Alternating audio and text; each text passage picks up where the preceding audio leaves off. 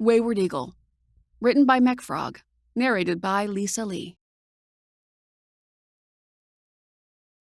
The Periphery. 45.9 light-years from Vone. Flynn, Western Reaches. March 3rd, 3153. Late afternoon. When the worn and sun-baked door to the bar opened, only a few of the patrons looked over. Marshal Vicks took off his flight goggles and unwrapped the scarf from his face, to all the fanfare one could expect from a room full of drunks and burnout miners. The rough-cut wood flooring bowed slightly under his boots as he made for the bar. The bartender nodded when they made eye contact, and she moved at a leisurely pace to fill a glass jar with what locals lovingly called battery acid. Anyone brave enough to drink it quickly understood why the name was apt. Marshall took several slow drinks from the jar before turning to look at the woman who was sitting on the stool just a few feet away. He adopted the body language of someone who just realized she was there, though he had kept her in view since he had walked in. She definitely had an eye on him, but her body language was less surprised and more wary. Clad in a worn and dirty white short-sleeved jumpsuit with several metallic blue patches, she looked like she had been wearing it for months without a wash. Her dark brown eyes shifted and focused on some distant object beyond the back wall of the bar as if she could see through it.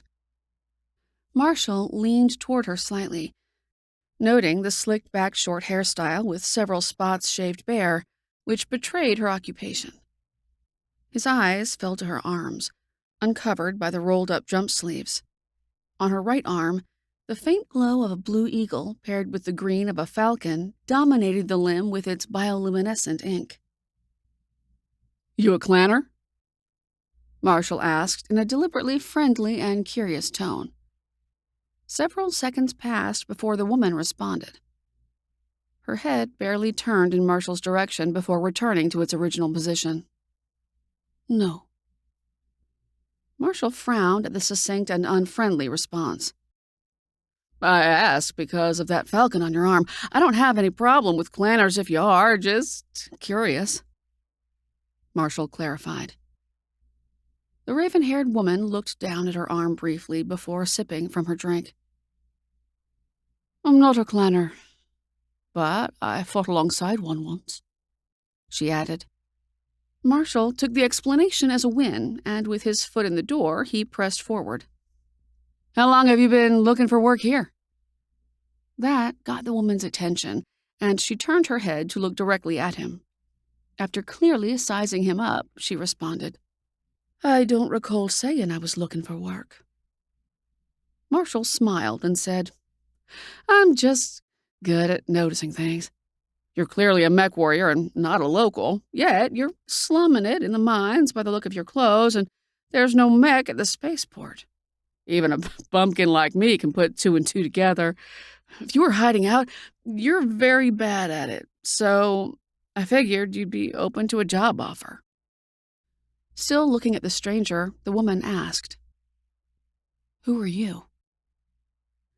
With a deliberately disarming smile, he said, "I'm Marshal Vicks, and if you're what I think you are, I think I have a job for you."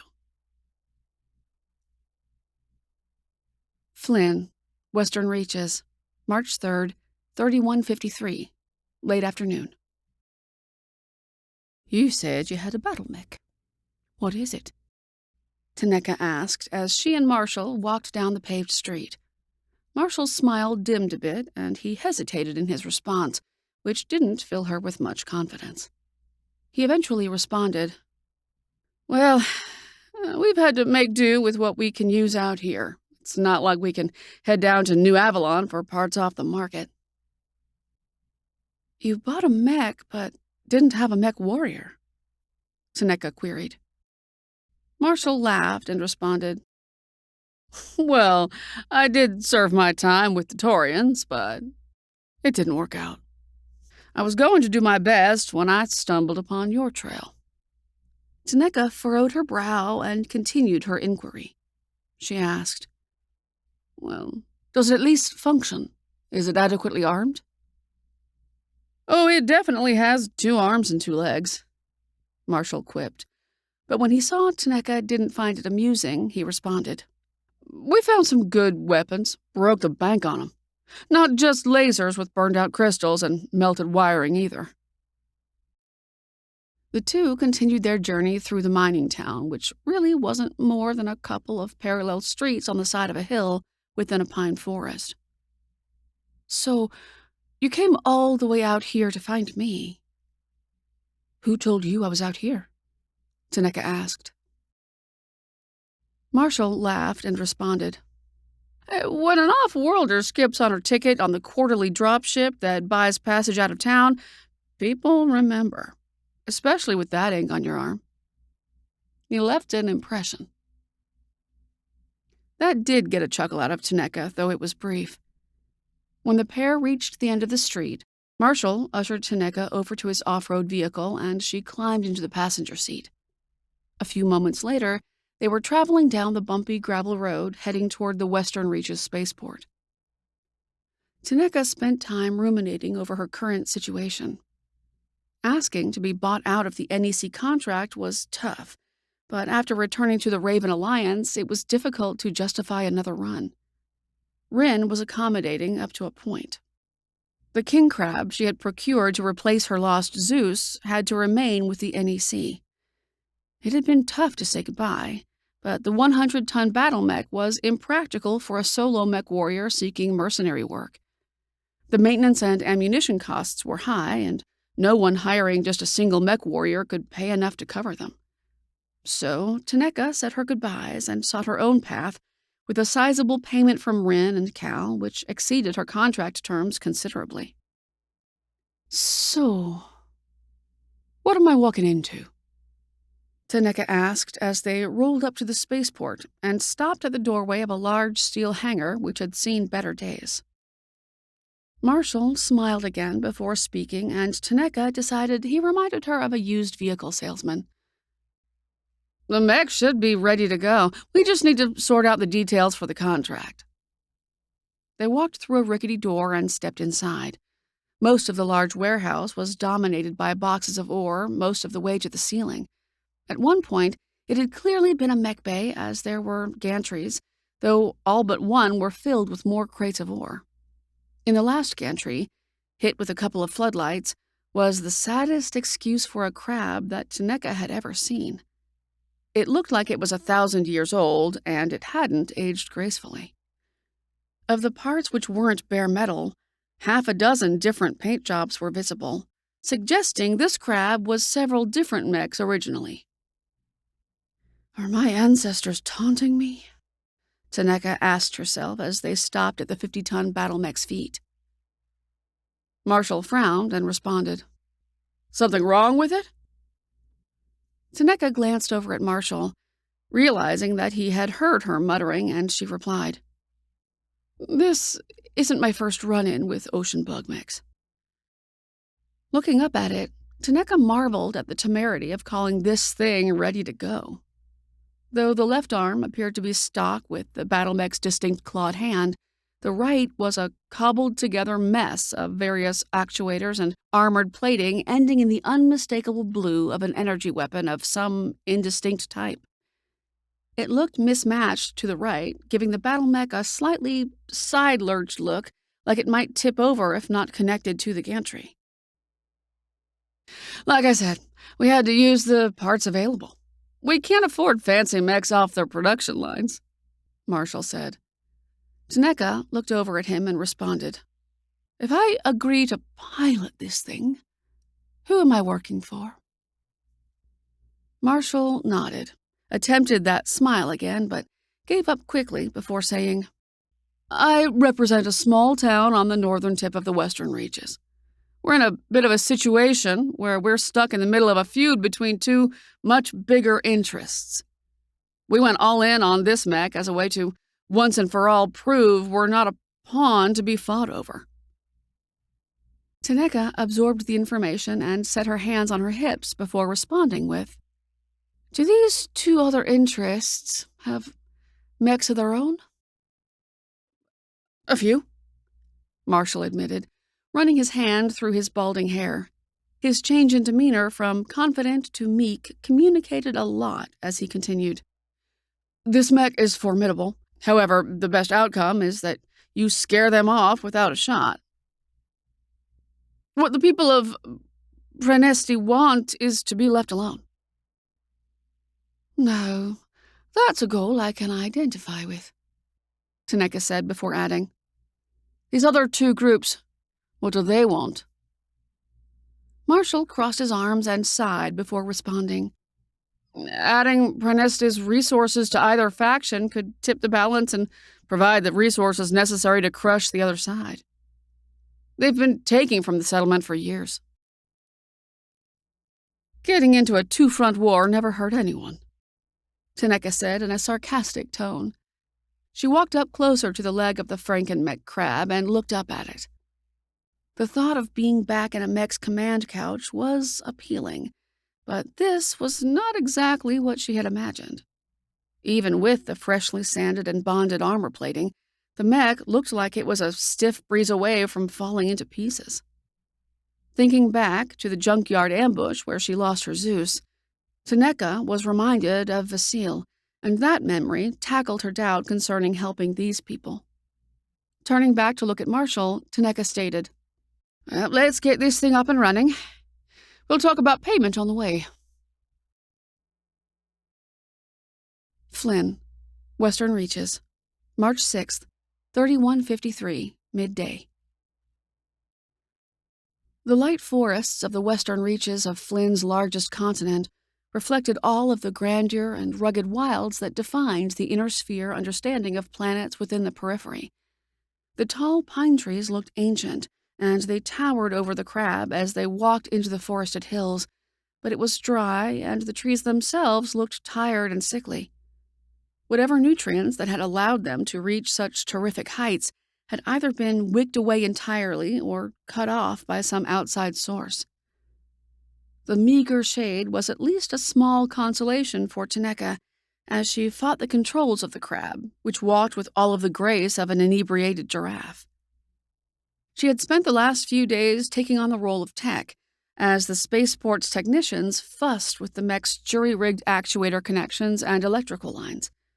At least the mech was walking, and in the evenings, Taneka had managed to pry out a little more information about these two other factions. The digital map he pulled up on his tablet showed Prenesti in the mountain forest between a valley settlement and a coastal complex. These were apparently the two cities which had been feuding.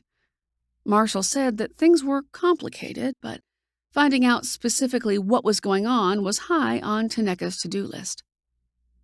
She knew they were getting close, even without the topographical map provided by Marshall. The forest betrayed the signs of battles, both recent and ancient. Splintered tree trunks dotted the hillside among other unblemished pines. Machinery that looked like it was related to the mining activities were there, some of it long rusted and blown into ancient scrap sculptures. Other artifacts were clearly newer, their charred frames still leaving a mark on the ground where they were destroyed. Zooming on the heads-up display, Taneka could make out the wreckage of a Valkyrie, which looked half buried in the hillside thanks to its detached legs a little ways down the hill. The back of the mech's torso was wrenched open, like some deity reached down from the sky and pulled the mech's spine and heart out. It was a grisly display, and one which reminded Taneka that no mech is impervious, not even out in the periphery, where mechs were uniquely powerful due to their rarity. Approaching the town, the crab's infrared cameras picked up the defenders scattered around the outskirts in foxholes and hastily poured concrete pillboxes. Thankfully, they held their fire, and she was able to march the antique crab right into what looked like the town square. As she climbed down the rungs of the ladder dropped from the crab's cockpit, Taneka took in the view of the town of Prenesti.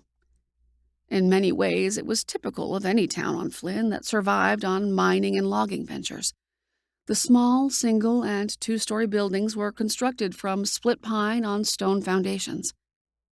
Several smelters, running up on the hill a bit, given away by the plumes of acrid, dark smoke. Taneka could feel dozens of eyes on her as an elderly man walked toward her with his hand out. "Welcome to Prenesti. Marshall arrived an hour ago and filled us in. Thank you so much for coming to our aid. I am Petro, one of the city council," the man said as what was left of the white hair on his head danced in the light breeze. Taneka nodded, looking around at a few of the people peeking out from the darkness of open windows and doors of businesses. After a few seconds, she replied, "I have a few questions." Prenesti, Flynn, Western Reaches, March 6th, 31:53, early evening. "We had a good thing going until you teased us with this talk of independence," said one council member. Taneka stood quietly in the middle of the split-beam floor a few meters away from the table where the 5 council members squabbled. They had been arguing for several minutes now, and it was getting tiresome. "Excuse me," she firmly said, with her arms crossed over her chest. When the arguing continued, Taneka cleared her throat and let out a much more forceful yelp. "Excuse me!"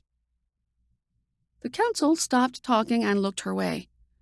A few looked like they had forgotten she was there entirely. Seeing she had their attention, Taneka said, "Listen, I need a noble explanation of what is going on, so that I can accurately carry out my contract and defend this settlement. Marshall left me with the impression that time was short." Petro leaned forward, and with a slightly embarrassed look on his face, he stated, "Yes, of course. Prenesti stands at the precipice of disaster after declaring our independence from the influence of our neighboring settlement.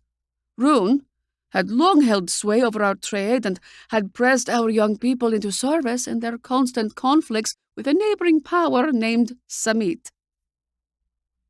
Let me guess. You saw an opportunity to make your break while they were fighting?" Taneka said as she resisted the urge to rub the top of her nose to deal with a looming headache. With a nod, Petro responded, "Actually, yes. With Rune and Samit in their weakened states after years of fighting, it was judged the best possible time to assert our independence." Taneka looked at the faces of the other council members. Each showed some variation of regret or guilt on their faces. Returning her gaze to Petro, she said, "Since I'm here, is it safe to assume that you misjudged the situation?" Well, Petro waffled a bit before recovering and responding. "As it turned out, our declaration was actually resulted in Rune and Samit finding common ground and making sure that Prenesti remains subjugated. You likely saw the results of their first attempt at taking the settlement on your way in. We were able to repel their token force, but at great cost." The volume of Petro's voice fell to a whisper with the last few words of his sentence, leaving the whole room eerily quiet. The regret and guilt on the faces of the council members had become anguish, and Taneka recognized the pain as she glanced down at the inked falcon on her arm. Looking up, she asked, "How long do we have until they return?" Prenesti, Flynn, Western Reaches, March 6th, 31:53, late evening. Taneka wasn't a battlefield commander, but she did her best to sort through the topographical maps of the settlement, looking for ways to reinforce it. In the hours since the meeting, Taneka had sequestered herself in the wood plank storage shed next to the crab standing idle outside. The inevitable assault by Rune and Samit was sure to be much more powerful than a single light mech and a few vehicles next time. After some more hemming and hawing about possible timetables, the council finally settled on an estimate of 3 or 4 days before the attackers could marshal their forces. Taneka figured she'd better go with 2 days to be conservative, and then each extra day after that would be a gift. 2 days felt woefully inadequate, but the Mechwarrior knew to make the most of what she had. She was hand-drawing a line of trenches on the map of the hillside below the settlement when a small voice interrupted her from above. Looking up, Taneka saw the face of a young girl gazing down from where she was sitting on one of the building's rafters. The light from the fire in front of Taneka highlighted the girl's face with a graceful dance. Taneka scowled for a moment before asking, "What do they do with spies in this settlement?" "I'm not a spy. I just wanted to know if you are going to save us." "Well, that is my job, and I tend not to shirk on my work," Taneka responded. When the girl looked back in confusion, Taneka clarified by saying, "I'll do my best to keep everyone safe." "My brother fought the Big Mech. He was going to keep us safe, too. Lots of his friends had a plan. It didn't go well, but he kept his promise." Taneka listened to the young girl, and from what she already knew about the incident, the girl's brother was likely one of the dozens that had been casualties. Taneka took a moment to process before patting the ground next to her. The girl took the cue and sat down next to the Mechwarrior without a shred of shyness. "What's your name?" Taneka asked. "Ania or Anne? Hey, where's your arm thing, glowy?" Ania asked as she reached out to grab Taneka's arm, turning it so she could get a good view of the glowing jade falcon and blue eagle with wings outstretched in a paired striking pose. Impressed with the girl's extroverted personality, Taneka chuckled and responded, "It's a luminescent ink. It gives off energy in the form of visual light." Ania traced the claws of the falcon and only recoiled when her finger hit one of the talons. Pulling her finger back in feigned pain, the girl's giggling filled the storage room. When she caught her breath, she asked, "What do you mean?" Taneka paused for longer this time. She was unsure of how much of the story to tell, and it was somewhat shocking that she felt like she wanted to at all. After a few seconds, she said, "I had a friend a while back who fought with me. He was kind when he didn't have to be. He fought with the ferociousness of a dozen battle mechs." Ania nodded while she looked at the 2 glowing birds with a look of wonder on her face. Taneka continued, "He saved me several times, and I hope I saved him too." Looking up, Ania saw the Mechwarrior wipe a tear from her cheek, and her face crinkled a bit in confusion before she asked, "Is he going to come help us too?" "No, but he is with us in spirit. That is what this is. That's what this means." Taneka responded while tapping the jade falcon with her index finger. "Then my brother can be with us too," Ania said with confidence. Taneka nodded and said, "Then we cannot lose." Pesti, Flynn, Western Reaches, March 9th, 3153, early morning.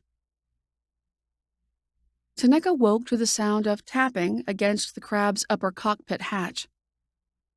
Pulling herself up with a groan of aching muscles, the Mechwarrior stood and popped the hatch, eagerly taking the insulated capsule and wrapped food from the resident above.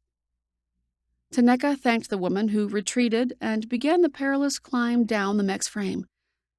Settled back in the command chair, Taneka quickly opened the container and began to drain it into the screw-top lid. It tasted somewhat like coffee, but with a thick chocolate tone. It was exactly what the tired Mechwarrior needed after 2 days of nearly non-stop work.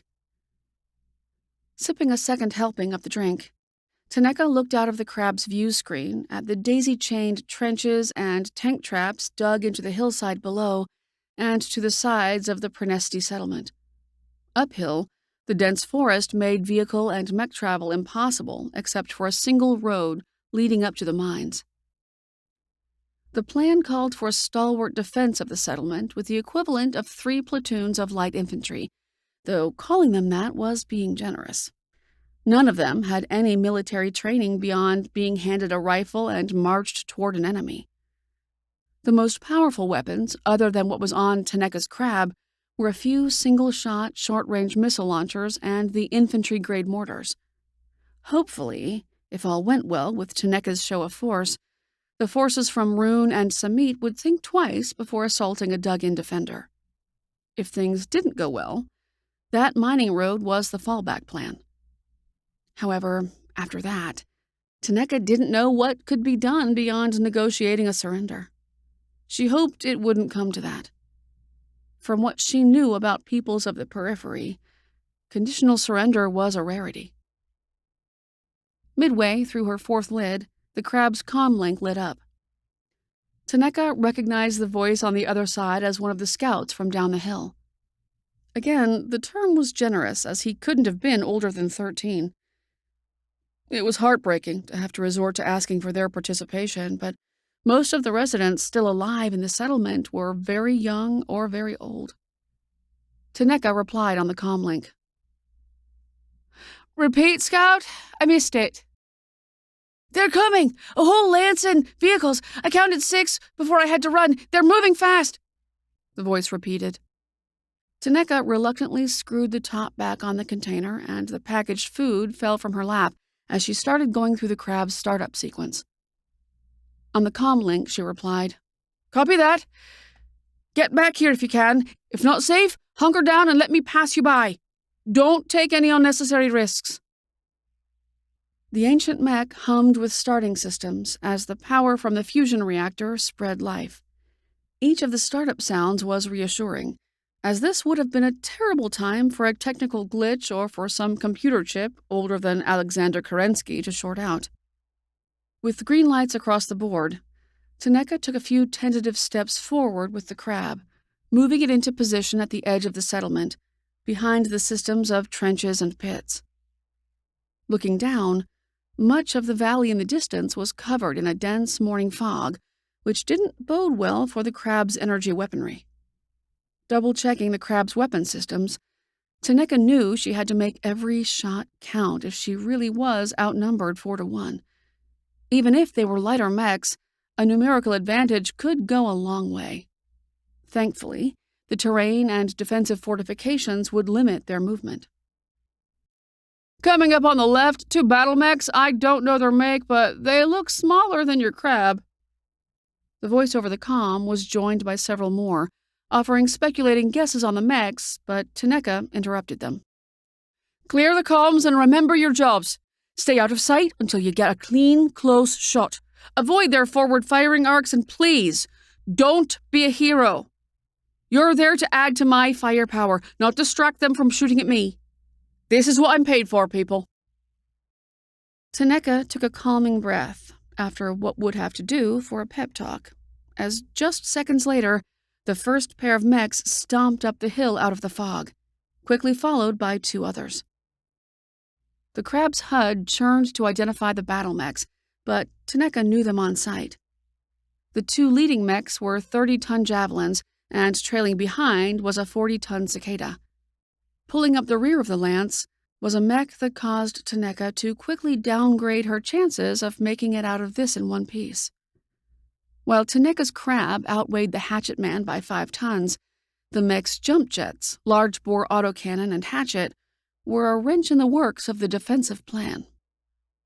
As the 2 javelins began to fire their SRMs into the defensive works, Taneka made the hard decision to take her first shots at the hatchet man.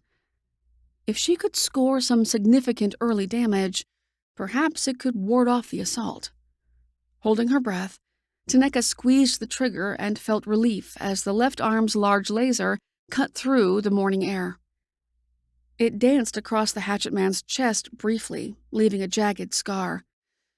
The approaching lance paused briefly, as if maybe reassessing the situation, but continued up the hill. The cicada fired its lasers toward Taneka's mech, but they went wide as the chicken-legged mech was having trouble keeping its footing on the sloped terrain. Taneka turned toward the closest javelin and saw it was close enough to bring the crab's cobbled-together right arm weapon into play. The snub-nosed PPC was a concern, as it wasn't standard for the crab, and she wasn't entirely sure it would even function. Taneka wasn't a tech, but even she could see the wiring job they did in the arm was rough. Lining up her reticle on the javelin, which had to slow to avoid falling into a dug trench, Taneka pulled the trigger and hoped for the best. The large laser fired cleanly, but the snub-nosed PPC seemed to belch its blue lightning. It was an ugly sight, yet both weapons hit true. The armor that was instantly pushed past its boiling point was then slammed by the PPC, which unbalanced the javelin and sent it cartwheeling down the hill several dozen meters before slamming into a large tree stump. The crab's heat sinks were flooded with the heat generated by both energy weapons, and as Taneka felt the cockpit's heat creep up several degrees, the mech's UI flickered. Taneka suspected that the PPC was causing interference, and the crab was struggling to keep from shutting down. Unfortunately, there was no time to worry about it, as both the remaining Javelin and Hatchet Man engaged their jump jets, leaping over the defensive emplacements. Their arcs were taking them toward Taneka's position. The prospect of being bisected by a hatchet wasn't very appealing, so Taneka pushed her mech into a sidestep while aiming up at the closer Javelin. The ER small laser turned green as the mech began its descent, so Taneka fired it along with the large laser. The blue and red light closed the distance between the mechs in an instant, but only grazed the Javelin's right arm. Taneka turned and used a building for cover as the Javelin returned fire. The short-range missiles slammed into the wood structure, sending splintered wood and smoke in every direction. The Hatchet Man completed its jump and landed hard, just a few meters from where Taneka's crab had been originally standing. As if it were a child throwing a tantrum, it lashed out with its hatchet, smashing the nearest structure, which crumbled quickly. At this point, the scattered defenders were letting loose with their weapons, though most were concentrating on the convoy of soldiers and vehicles which were making their way up the road to the settlement. Taneka kept on the move, trying to circle the attacking mechs while avoiding the buildings. Laser fire danced over the crab from the cicada, but it caused only superficial damage from where it was still bogged down in the defensive lines. One brave defender ran close and fired an SRM up at the chicken-legged mech from directly beneath it. The missile only had to travel a couple of meters before slamming into the sensitive undercarriage of the battle mech. The smooth flow of hip actuators became an ear-splitting grind as the mech tried to back up away from the threat. The ruined actuator ripped itself apart as the cicada stepped back and directly into one of the pits dug to trip them up. It fell into the mech-sized foxhole, and like ants descending on a picnic, the closest Pesti defenders leapt onto it, holding whatever weapons or tools they had available. The cicada's Mechwarrior fired the mech's lasers in panic, but they only created a split-second light show. Taneka's attention was split between the Javelin and the Hatchet Man, which both seemed to be as interested in destroying the settlement as much as targeting her crab. Thankfully, the residents were sheltering in the dense uphill forest, though it must have been rough to see their hard work splintered and burning. Taneka took the opportunity for a snapshot with her large laser on the Hatchet Man, but with all the smoke, she was unsure if it hit. There was no doubt, however, that the Hatchet Man's return fire had hit true, as the crab was knocked back with what sounded like a church bell being hit with a sledgehammer. The crab's HUD showed the left arm had taken the brunt of the AC-10 shot's damage and twisted it at an odd angle. Though the large laser was still showing function, it no longer seemed to be aligned with the targeting reticle. Adding insult to injury, 6 SRMs slammed into the crab's torso, arresting the mech's forward movement and forcing her to sidestep again to keep from falling. With an eye on the crab's increasingly problematic heat, Taneka felt the battle slipping away from her control. The Hatchet Man was closing on her, but the Javelin was almost as deadly. Making her decision, Taneka aimed at the closer javelin and fired everything she had at it. Sure enough, the large laser missed by a wide margin, leaving a burning line across the forest behind the javelin. Thankfully, the snub-nosed PPC belched its blue energy true, and at this close range, the damage was devastating. The javelin's entire right side was bathed in fire, which spun it around. The loss of half its torso sent the mech to the ground. It slid several meters, digging into the soil before coming to a stop. The hatchet man stopped, lined up its shot, and once again, the crab shuddered from the impact of another autocannon round. Taneka fought the controls to keep steady and to turn toward her last significant threat. Unfortunately, the crab was less and less responsive to her effort. The fresh damage showed significant damage to the left leg, which was now having trouble supporting the weight she had to put on it to walk. Still, Taneka fought the heat and urge to ask for terms, lining up her targeting reticle on the hatchet man, which continued to stand while its autocannon reloaded. Gritting her teeth, Taneka took aim, knowing that she was dancing on the line of shutdown if she fired all of her weapons again. Before she could pull the trigger, an SRM streaked up from the street near the hatchet man's feet. It smashed against the cockpit of the hatchet man, and it stumbled back a bit, throwing off the next autocannon shot. It flew by the crab and into the forest beyond. The hatchet man turned and looked down at the new threat, while Taneka pushed the zoom in on the HUD to see as well. There, laying in the street, was a girl wearing dirty coveralls. The single-shot SRM launcher she had fired was several meters away from where the weapon's backwash had thrown her. She appeared dazed and, from the look of it, was in shock. Taneka identified her immediately as Ania. That fearless child had come out to challenge the battle mech. As the hatchet man began to lift its foot in a clear attempt to stomp on the defenseless girl, Taneka let out a furious cry and pushed the crab forward. The controls fought her but gave in. The mech lumbered forward a few slow steps at first, then at a run, closing the gap on the hatchet man. The taller machine filled her HUD as she closed the gap, and for a moment, Taneka wondered if she was the first crab to ever deliberately get into melee range with a hatchet man. Surely there was some sort of award for the dumbest Mechwarrior out there. Maybe one of the survivors of this battle could put her name in for consideration. The hatchet man's foot never fell on Ania. Instead, it, along with the crab, collapsed into a heap against a 2-story business.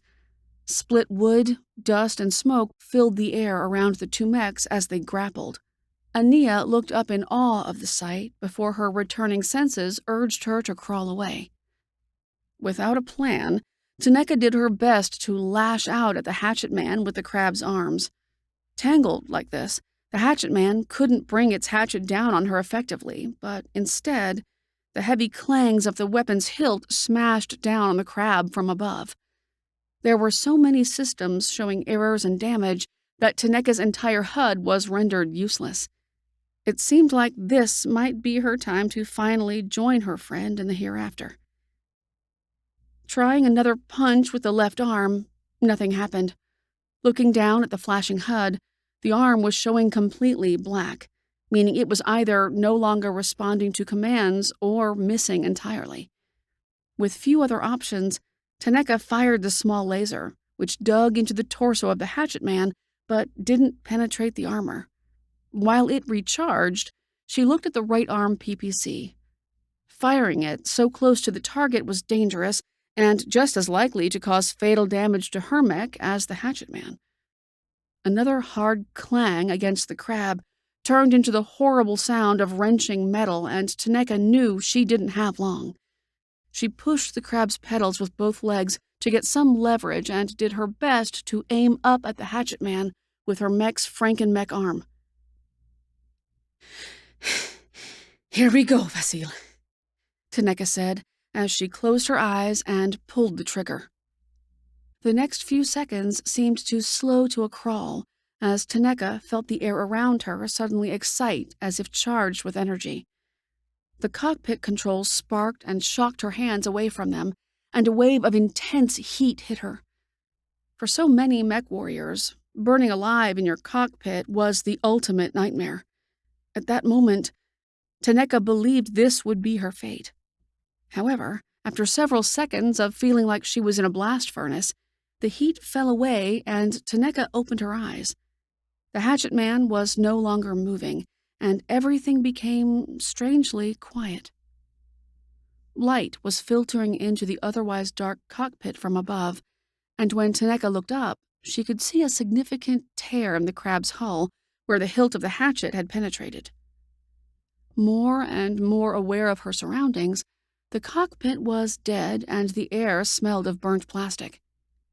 After unclasping her restraints, Taneka looked down at her hands and arms, which were reddened from a flash burn. Aching and suddenly very tired, Taneka pulled herself up from the seat and pulled the handle of the crab's rear cockpit hatch. Swinging it open, the mid-morning light spilled in. Taneka squinted and crawled out. Grabbing the handholds, she climbed down what was left of the crab that was still laying over the motionless hatchet man, which itself was laying in the partially collapsed structure. With dirt under her boots, Taneka wasn't sure what was going on, but people were in the street and more were filtering out of the forest where they were hiding. There was still sporadic gunfire in the distance, but cheering as well. Taneka ran her sore hand through her short, singed black hair and figured one way or another her fight was done for the day.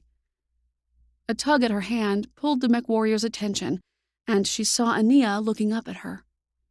The girl looked like she was worse for wear, but had a smile on her face that helped Taneka process what was going on. She squeezed the girl's hand in return, and they turned to the mechs. Most of the hatchet man's signature head was no longer there, and what remained was still glowing from the PPC hit's tremendous energy. Marshall and Petro walked up to the pair, and Marshall grabbed Taneka's hand for a handshake, which hurt, but she just furrowed her brow in response. "You earned your keep, mercenary," Marshall said with a smile. "Did you really need to blow up half the town in the process?" Petro asked as he looked around. Taneka just shook her head and responded, "Hopefully, this changes the math a bit with how your neighbors deal with you." Petro nodded and said, "If we can salvage a few of these battle mechs, we could be a force to be reckoned with."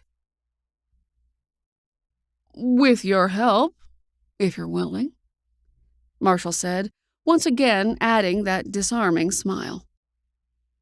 Taneka felt her hand being squeezed again by Ania, and when she looked down at the girl, Ania said, "You have to stay. I saved you." Taneka smiled gently down at Ania and said, "You sure did." The end. This has been Wayward Eagle, written by Mechfrog and narrated by Lisa Lee. If you're hearing this, thank you so much for giving the story a go. The way that the NEC wrapped up, I felt like Taneka needed to find some peace. I hope this short story did the character some justice. As mentioned at the beginning of the video, this was not monetized in order to prevent any commercial breaks that might mar your listening experience. Lisa did an amazing job, and it was really cool to hear her bring the characters to life. If you think this video was worthwhile, hitting the various buttons, like, subscribe, etc. helps make sure I can keep the channel moving forward with creative endeavors such as this.